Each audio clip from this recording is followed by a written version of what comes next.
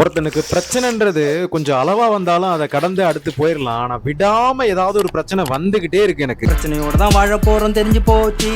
இது என்ன பழம்னு யாராவது கரெக்டா கெஸ் பண்ணுங்க.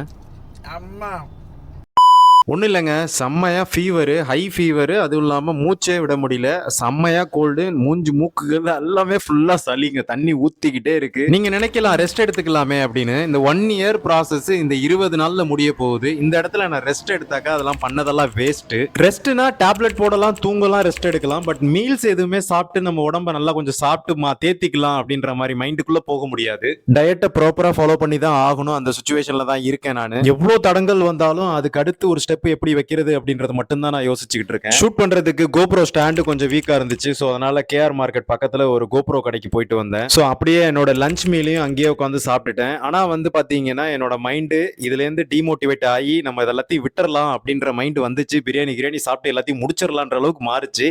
ஆனா இல்ல, இது நம்மளுக்கு ஒரு சின்ன ஒரு தடங்கள் தான். இதை கடந்து அடுத்து நம்ம எப்படி போலாம் அப்படின்றத நான் மாத்திக்கிட்டு பண்ண ஆரம்பிச்சிட்டேன். மடிவாளா மார்க்கெட்ல இந்த பழம் வாங்கி நான் சாப்பிட்டேங்க. இது என்ன பழம்னு கரெக்டா சொல்லுங்க. செம்மையா புளிக்குது. ஐயோ, இது சீசனுக்கு பாத்தீங்கன்னா வருஷத்துக்கு 1 மாசத்துல இருந்து 1.5 மாசம் தான் இது அவைலபிள் இருக்குமா. என்ன பழம்னு கரெக்டா கெஸ் பண்ணுங்க. எப்பயுமே கிவ் அப் மட்டும் எதுலயுமே பண்ணிடாதீங்க. ப்ராப்ளம்ஸ் வரதான் செய்யும். அதை எப்படி போராடி நம்ம அடுத்த லெவலுக்கு போறதுன்றதை யோசிங்க. இந்த வீடியோ பிடிச்சிருந்துச்சுன்னா லைக் பட்டன் தட்டி விட்டு உங்க ஃப்ரெண்ட்ஸ்க்கு ஷேர் பண்ணுங்க.